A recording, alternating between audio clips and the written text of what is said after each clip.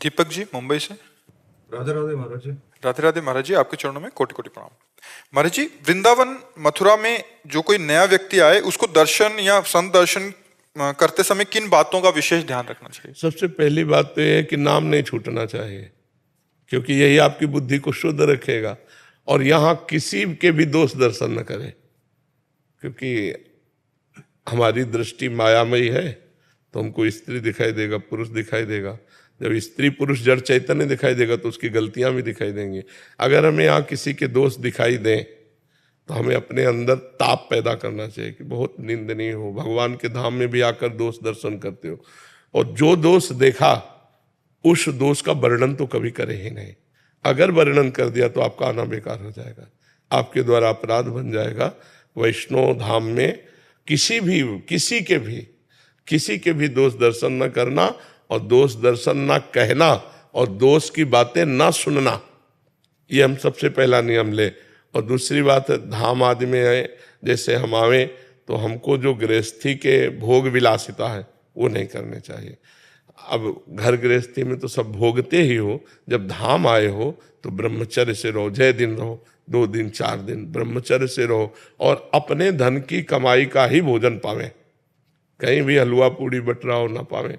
अगर अपने पास 100 रुपया है तो हम 10 रुपया के चना गुड़ लेके काम चला लेंगे, लेकिन हम हलवा पूड़ी दूसरे का नहीं पाएंगे, क्योंकि हम धाम आए हैं, हम पुण्य कमाने आए, पुण्य खोने नहीं आए।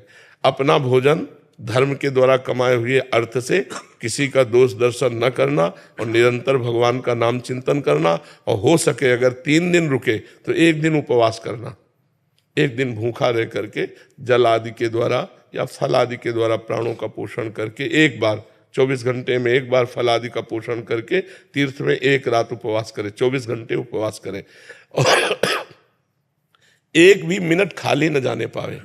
कभी भगवान नाम कीर्तन कर रहे हैं, कभी भगवान के दर्शन कर रहे हैं, कभी भगवान के चिंतन में है, क्योंकि धाम आए हैं ना, तो अब फुर्सत मिल गई, जितना समय मिला उतना भगवान का नाम।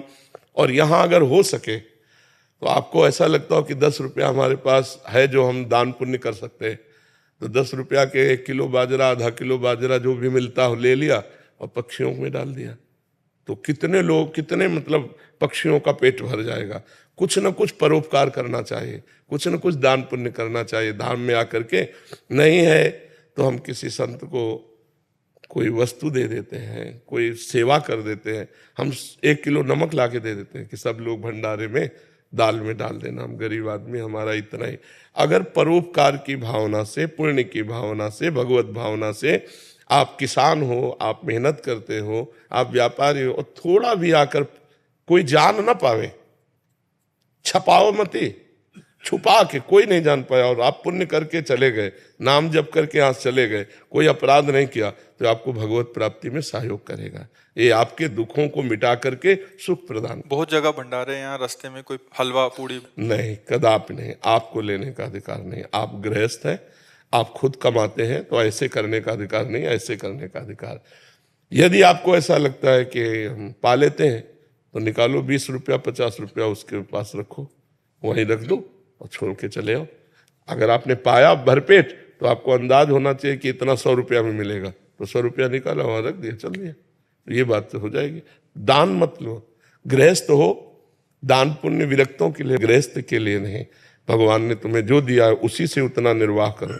नमक चना रोटी खा के गुजारा करके चले जाओगे तो पुण्य एकत्रित कर लोगे, हलवा पूड़ी खा के जाओगे तो पुण्य यहीं दे के चले जाओगे। और संतों के दर्शन करने के समय किन बातों का ध्यान रखें? बस हमें अगर भगवत स्मरण चल रहा है तो हमारा दोष दर्शन होगा ही नहीं। अगर दोष दर्शन नहीं होगा और हमारे अंदर अहंकार नहीं, दैन्य भाव से आए जैसे भी दर्शन कर रहे हैं, तो एक एक कदम यज्ञ के समान होता है। हाँ, संत मिलन को चाहिए तजि माया अभिमान, जीव जीव पग आगे बढ़े कोटिन यज्ञ समान, ऐसा वर्णन किया गया है। तो संत दरस जी में पातक टरे, दर्शन मात्र से पापों का नाश होता है। पर हम संत को भगवान का भाव रखें, मनुष्य ना माने तब।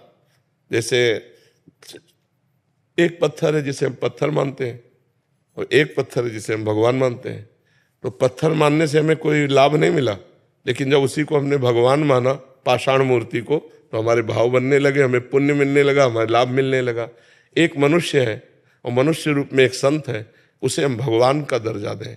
सातों समूह में जग देखा, मोते अधिक संत कर लेखा। भगवान कह रहे हैं ये मेरे भगवान के निज जन है, तो भगवान के स्वरूप है, तब दर्शन का हमें लाभ मिलेगा। कहीं कोई दोष दर्शन न हो, कहीं कहीं उनकी अवहेलना न हो जाए। शांत भाव से दर्शन क्यों चलेंगे। ज्यादा देर संतों के पास नहीं टिकना चाहिए, क्योंकि हमारी मलिन बुद्धि है, कोई ना कोई मलिन दृश्य न देख ले, कोई ना कोई मलिन संकल्प ना कर ले, तो हमें अपने भाव बचाने के लिए सत्संग सुना और उसी का मनन किया, एकांत हो गए, तो हमें ज्यादा अपराध बनने की संभावना नहीं रहेगी। नहीं तो मनुष्य शरीर है और संतों की ऐसी लीलाएं हैं कि हम समझ नहीं पाएंगे किस धरा से कौन सी बात कर रहे हैं, किस धरा से कौन सी चेष्टा कर रहे हैं। फिर हमें लगेगा कि यार ये तो ऐसे ही है, तो हमारा दोष दर्शन बन जाएगा। तो हम सत्संग सुने, एकांत में जब भजन करेंगे तो सबके प्रति भगवत भाव हो जाएगा। संत तो भगवान का स्वरूप है ही।